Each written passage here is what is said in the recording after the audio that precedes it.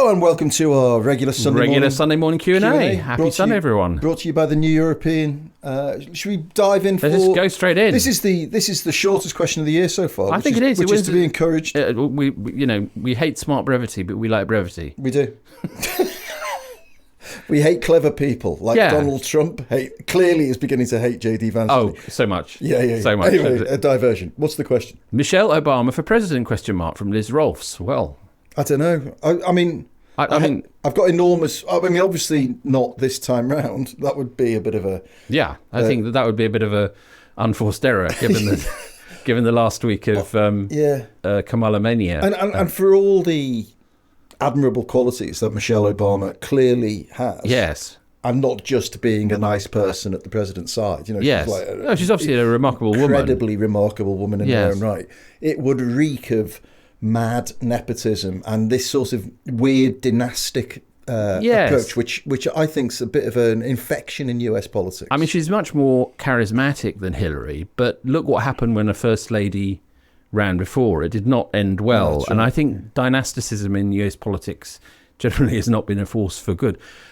Secondly, I mean, to be fair to her, she clearly doesn't want it. I mean, she's repeatedly asked and repeatedly tried to explain to people that she's very happy doing all the things she's doing, and she does a lot of good work, and she does the Netflix deal, works with her husband on their foundation, and, I mean, I think we've got to get away slightly. I mean, one of the many bad legacies of Trump's term, and we hope it's only one term, is this notion that the presidency is an entry-level job. Yeah. I mean, even though she was First Lady, and we saw in that time that she is remarkable. She's a fantastic, charismatic, funny, clever person. But, just who's your favourite person should not be... The answer to that should not be that's the next president. Yeah. What do you think of Kamala's start? I think terrific. I mean, I think it'll get a lot harder. Yeah. But I have to say that the irony is that I think she's benefited from the fact that she's been quite subterranean during the Biden years. I think that Biden's team kept her quite on the down low. They missed a massive trick, haven't they? They did, and her, I think her speech in Milwaukee, the 17-minute speech, was quite literally one of the best speeches I've ever heard a politician give. It completely reframed the race, and basically, if she just keeps going on the themes that she set up in there. Felon versus prosecutor, past versus future, freedom versus tyranny. Yeah. I think she's got a path to victory. When she said that great line, believe me, I know Donald Trump's type. That was a killer line. It should be a killer line. And he is, what is certain is that they will throw everything at her in their brutal, vicious and extremely well-organised campaign. But in the last week, they have not been. I mean, they've been flailing, looking for a good line of attack. Trump called her dumb. Well, that's ridiculous. Mm-hmm. He called her crazy on the basis that she laughs a lot. And I really don't think laughter is a kind of... No, I think it's got a natural reaction quite nice, to have a sort of upbeat and joyous candidate who's also obviously very serious. And of course, she's committed the heinous crime of not having her own children, hasn't she? Yeah, that's a sort of historic attack by Vance, the childless cat lady line. I think that just makes... I mean, it's a horrible thing to say about anyone, but actually it's in the sort of realpolitik of an election campaign. I think it helps her because it makes them look absolutely demented. She's put abortion back on the map. She's made Vance look crazy. The interesting thing was Vance was a pick based on the assumption that Trump was going to win.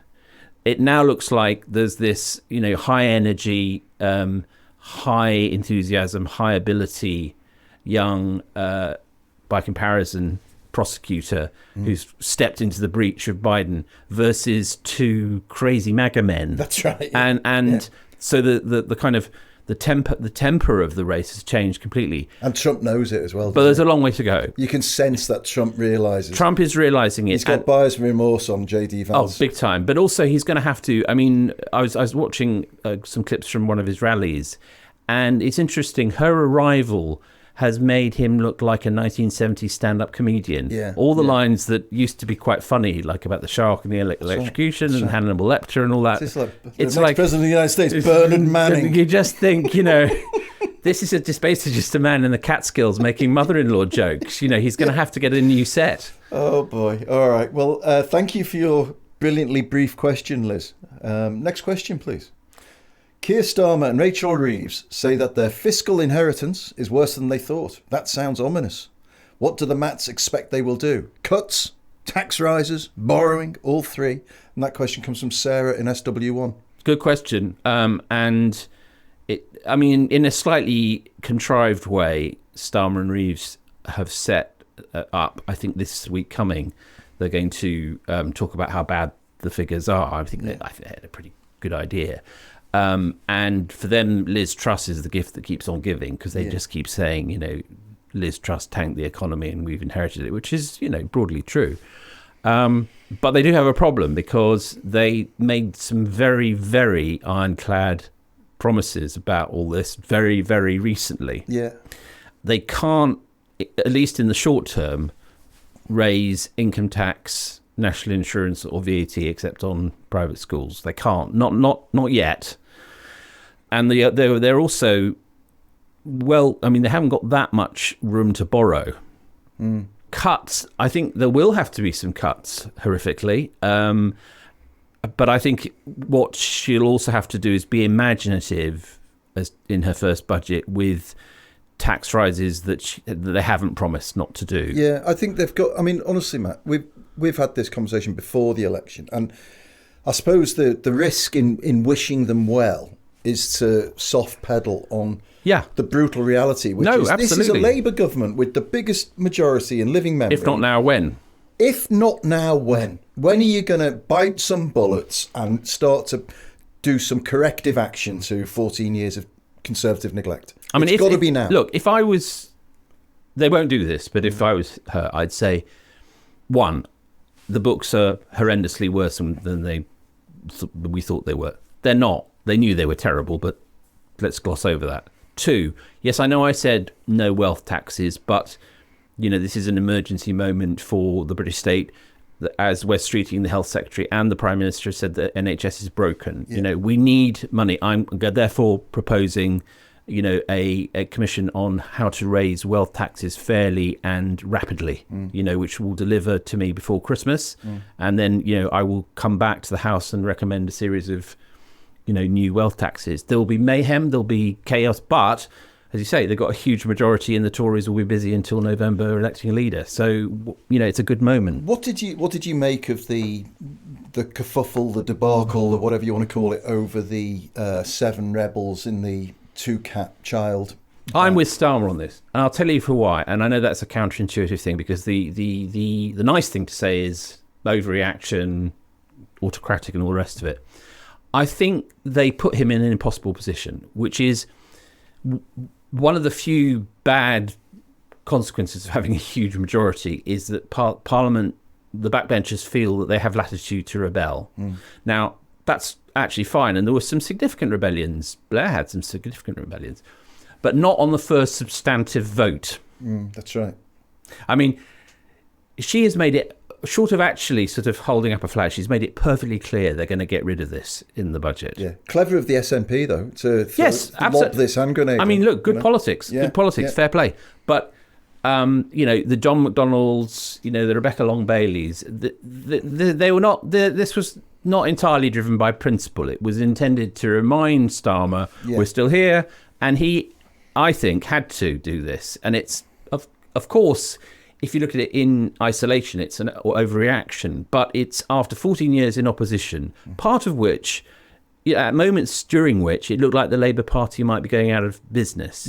Yeah. We're still in that phase of him having to introduce himself to the public as the governor. And of course, the desperately pathetic side of the rebellion is that, if anything, they've made it more difficult for Starmer and Reeves to sort this out in the budget. Because now it looks like acquiescence. Acquiescence. It's called politics for a reason. And also, one of the things that the Tories have done is create a sort of sense of disorder and disunity being the norm. And one of the things that Starmer has to do is show the public that, he's got control of his party. Now, this is of course, the child benefit cap is undesirable, and the sooner it's lifted, the better.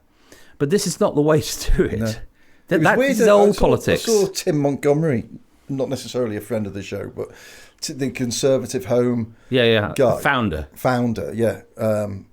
And he was saying on Politics Live, and I thought he was going into the argument I would make, which is that this country needs more babies. If we're going to grow as a country, that's certainly true. We've cut off free movement. We need a homegrown workforce. And then he said, but they've got to be the right kind of babies. Effectively, he said, you've got middle class families. Oh no. He said you've got middle class families making hard decisions about whether they can afford to raise children. Oh God. And it was all this kind of leading towards eugenicism. Well, it smacked of it. It's definitely felt like, do you want loads of babies on benefits that become adults on benefits? This is. I mean, it was very distasteful. It's adjacent to when eugenics had its sort of its high season in this country in the early part of the 20th century. That was the logic, which was, we don't want these sort of people breeding. We want, these sort of people breeding. Yeah. Now, I'm sure he would say, I didn't mean that. I've got to say there's a balance, and there's, you've got to make sure that whatever policy is going to be productive. But I found it highly distasteful to be suggesting you've got to have the right kind of people breeding. The idea that the reason that this cap was always a bit dodgy, right? But the ostensible reason was we got to cut spending somehow. But if you actually say it's an active disincentive to the less well-off to have more than 2 children, that is pretty wicked, actually. And to be fair to Emily Thornberry, who I thought wasn't great, and I was sort of watching Emily Thornberry on the show and thinking, well, now I see. Now you understand why she's not the Attorney General. Because it was a lot of rambling, sort of vagueness and sort of general sorrow about life, and no real substance and fight. But she did say, a child is a child, and to start marking out swathes of children as not being deserving of the leg up that Sure Start provided, for instance, is fucking disgraceful in my view. And we'll have a quick break and come back for some more questions. Let's do that.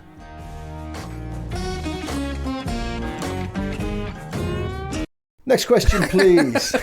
On a scale of 1 to 10, how excited are the Matts about the Tory leadership contest? Leo from Manchester. Matt. Well, do we have to start at 1? I was going to say, can we go into negative numbers? It is developing a sort of oddity that is fascinating, isn't it? With Braverman, talking about jumping onto reform and all of this, but it's very much like an episode of Crossroads compared to the Star Wars trilogy. A lot of journalists are fighting the last war in the sense that I think it's the 10th leadership contest or transition of my writing career, and they've all up to a point had a level of meaning and significance. Even when the Tories elected Ian Duncan Smith rather than Ken Clarke or Michael Portillo in 2001, you thought, well, that's a silly thing to do. Yeah, but it's consequential. But when you look at the kind of people that are, we've had Tom Tugendhat, Robert Jenrick, and James Cleverly have announced. So at the time of this recording, many more will do so in due course. But really, what was it George W. Borges said about the Falklands War? It was 2 bald men fighting over a comb, right? He actually said 2 bald men fighting over a broken comb. Well, I was going to top that and say 2 bald men fighting over a broken comb that isn't there, right? And that is very Gabriel George Louis Borges. Oh, it was Borges, wasn't it? Yeah, Borges. But it really, in just the level of detail that they've gone into on the process, which I'm certainly not going to bore listeners on a Sunday with. Bloody hell. But actually, for the first time, I just wish they'd go away and talk to each other. I've written about Tory politics all my writing career, and in brief, that none of the ideas that any of them are going to suggest are remotely suited to the problems of 2024 and onward, right? None of them. Well, we had an editorial conference this week where we were discussing what you would write this week. And one thought had been, would you write about the Tory party? You had this, I hope I'm not betraying any confidence. No, I'm happy for people to know. On the Zoom call, you had this sort of weary look on your face, and I could sense this wasn't the direction you wanted Well, it's like going off and writing about Dickie toys. I mean, but then we ended up having this discussion about, or maybe you should write about it precisely because it's of no interest. Yeah, I mean, and that in itself is interesting. Yeah, I mean, that would be a very, very short piece. You know, I think I could do that in a tweet. But actually, I mean, I do think that the rest of the media is covering this as if this was 2022 when they were at least in power, right? Yeah. This is a destroyed party. And but the rest of the media, Matt, gives a shit because they're mates, aren't they? You know, so Cleverly will have his mates at the Telegraph, and, you know, Tugendhat will have his mates at the Times, and they'll all have them pocket journalists who'll be feeding out the lines. And we don't care. Yeah, and I mean, you know, I'm all for articles about Suella Braverman's sort of continuing nervous collapse in front of the world, right? But that's a different point. Yeah. That's a different point. That is funny. Maybe we can come to that one next week. Yeah. At some point, I suppose, I'll write about it, but not yet. Thank you, Leo from Manchester. Next question, please. Biden has been a wonderful president, ! Why are you trashing him? His move to step down and approve Harris after the Repulsican clown show was genius. Grow the fuck up, says Jenny Hart. Well, I'm thanking you, Jenny. I'm surrounded by Thomas Jefferson. And he knew Thomas Jefferson, presumably. You know, Thomas Jefferson was his apprentice. Yeah, I presume Thomas Jefferson and he used to go out riding together. Look, Jenny, we've obviously upset you, and we could apologise, but I don't think we're going to, actually, because we've always said Biden's a wonderful president, and we've never vocal about that. We've never trashed him in terms of his record. But we've said consistently that he wasn't up to a second term. Yeah. And unfortunately, he left.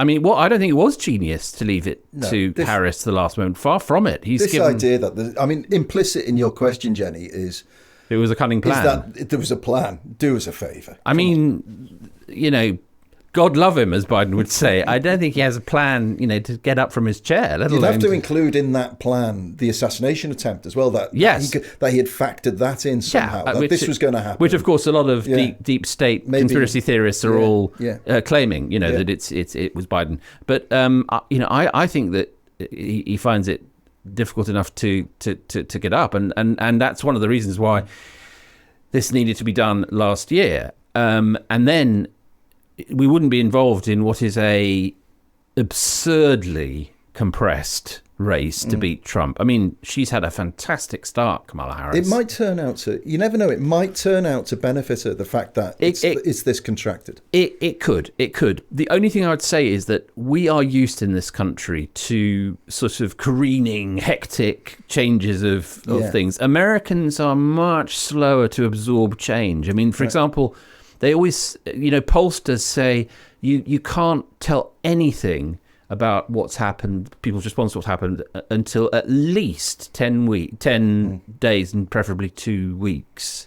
So then the more grown-up pollsters are saying none of the polls at the moment tell us anything about Harris-Trump. Yeah. But also she's got to turn, I mean, she really does have to turn the tank around, and she's made a great start. The initial sort of hot take polling has been vaguely encouraging, hasn't it? Vaguely encouraging. I mean, the only thing I'd say is that it's also still basically got it as a tie. Yes, that's right. You know, and she is, she has energy, and she, I think, is more likely than Biden to bring back Black, Latino, and young voters than whom he has who many of whom have deserted the Democrat ticket since they voted for Biden in 2020. So that's good. Yeah. But she's got to win Pennsylvania, Michigan, and Wisconsin. She has to, and that's why, you know, the VP choice is so important. But not just that, she has to act like a president for them. And I think she knows that. I mean, her behaviour so far is very reassuring. It indicates someone who knows the scale of the task, and there's there's an energy there, and Biden's speech to the nation last Wednesday, was moving in its way, but it also showed how overdue his move. This move was. Well, we keep saying, imagine him in 4 years' time. If he's like this now, someone's going to have to put a starter battery on him to get it going. No, I mean it's I would say the words "just in time." Should have a picture of Joe Biden beside them in the Dictionary. So he has been a fantastic and consequential president. Yeah. But I have to say, if they lose, if Trump wins a second term, which is still a possibility, he will be partly to blame. Totally. Jenny, thank you for your observations. And in the spirit of uniting the community, we are all agreed that the important thing is that Trump gets beaten. And I love the Repulsican clown show. Great. Thank you. Keep in touch. Thanks, Jenny. Next question, please. I keep reading that Kamala Harris is Brat. Oh, God, yeah. I tried to keep up, but this one has stumped me. Can the Mats help out? Well, and this is from Antonia in Ladbroke Grove. Yes. I can. You know what it's all about because you're culturally No. savvy. I had to. You go. But so this is Charlie XCX. CX. Yes. Yeah. And she's... Who's English? She's English. Yeah. And the album is called Brat. Yes. And it's got this amazingly... Green, like luminous sort of slime lizard green, isn't it? With a single lowercase. And I've been trying to think of a way to sort of spoof it for the front cover at some point. We must do it. We must do that. If there's enough commercial cachet in it for us to nick the idea, we will. We'll go for it. But I listened to 5 or 6 tracks, which was all that my 55-year-old ears could cope with. Yeah, but I got it's good, down. It's good. It's sort of self-esteem for people who like bang their heads against a wall with autotune. Yeah, exactly. I suppose. There's loads of that kind of like sort of Cher-esque. My life is really bad. But it's engendered this. I'm not sure. I lost my boyfriend at the barbecue. No, it's very good. It's wonderful music. Matt Cher's co-author lyric credits on this album. Yeah, but it's one of the best ones I've dropped recently. But it's engendered this. It's engendered this hashtag Brat Summer. Well, she tweeted Charlie XCX. Yeah, real name. Tweeted immediately after the sort of initial Harris announcement. Kamala Harris is Brat. Now she's got 3.9 million followers on X. So does Brat? Is it? It's an adjective, is it? It's an adjective, and I'm going to look it up. My researchers tell me. Have you got the definition? Well, I mean, okay, Charlie XCX herself. So let's go to the source. She says, and I'm quoting here, Brat is just that girl who is a little messy and maybe says dumb things sometimes, who feels herself, but then also maybe has a breakdown, but parties through it. Right. It is honest, blunt, and a little bit volatile. Sounds exactly the person you'd want in the head. I'm not sure. Nuclear codes. To have a breakdown and party through it. But the interesting thing is, it's made the what's called the K-Hive, I gather, the online Kamala fan club. That's very close to K-hole. Go absolutely crazy. And the Harris team have kind of adopted it a bit because they've made the Kamala Harris HQ account on X. That same green. This slightly nauseating luminous green. I wonder what Dulux call that green. We need to find out, don't we? Yeah. So there's a lot of... my initial response to it was one of sort of fetal terror because I thought, oh my god, it's going to ruin it, right? Because I thought of 3.5 months of Yas Queen and Brat and Yas Queen and people in Pennsylvania saying, I don't want no Brat in the White House, and then I thought, no, come on, calm down. It's good that there's an exuberance around, and she does need young voters. She does. We're now getting into the stage of the battle for celebrity endorsements as well, aren't we? And yes. Kamala has got Beyonce on her side. Yes, who's letting her use the song. And guess who Trump's just won over? Who's the latest? Kerry Katona. Well, Kerry Katona. The battle is on. Kerry Katona has endorsed Donald Trump. He's got Holly Valance and Kerry Katona. I mean, can that be beaten? It makes you fear. And Liz Truss, of course, who said that she didn't think Kamala was up to the job in a massive boost. As I saw the New European tweeted, which I assumed had your dabs on it, this was a huge boost. A huge boost to Kamala's chances. Yes, I mean, actually, to have Liz Truss's non-endorsement is quite a... Imagine if you got Liz Truss's endorsement. Oh, I mean, that would be bad. That would be very bad, because it would... But look, I mean, I somehow doubt that a 59-year-old former prosecutor, senator and vice president is Brat, right? In actual fact. But if people like to say she is, it's clearly not an insult. Yeah. And if it generates enthusiasm in this slightly mysterious way, great. Charlie XCX, if you're listening, thanks. Thank you, and come on the show. Please come on the show to talk politics. We know we've got no chance, but we'd love to have you. Well, you say that, you know. Yeah, who knows? She's obviously got interest in politics. Oh, she did say it. I mean, to be fair to Charlie XCX, you know, where was Ja Rule? You know, where were all the other politicians who normally rush in and say, you know, Charlie XCX, not even an American citizen, came in and said she's Brat. Something the British can be proud of for once. Exactly, the special relationship in action. Antonia, thank you so much for your question. Folks, that's all we've got time for this week. Any questions and feedback, please send them into 2matts@tnepublishing.com. That's the number 2, MATTS, at tnepublishing.com. Don't forget your subscription offer. It's the best price available. You will be doing something positive about the state of politics and media in the UK, and you'll be getting a fantastic newspaper delivered to your door every week for about half the price of those cappuccinos you keep buying at Costa Coffee. Foolishly. And we'll give you a £25 voucher as well if that's not incentive enough. Thanks as ever to our team at Rethink Audio this week, led by Ollie Peart. Matt Hill, get well soon. Get well soon, Matt. And nothing serious, we should add. He's just off with a bug, isn't he, of some sort. And we'll see you on Monday. Monday. Have a great Sunday.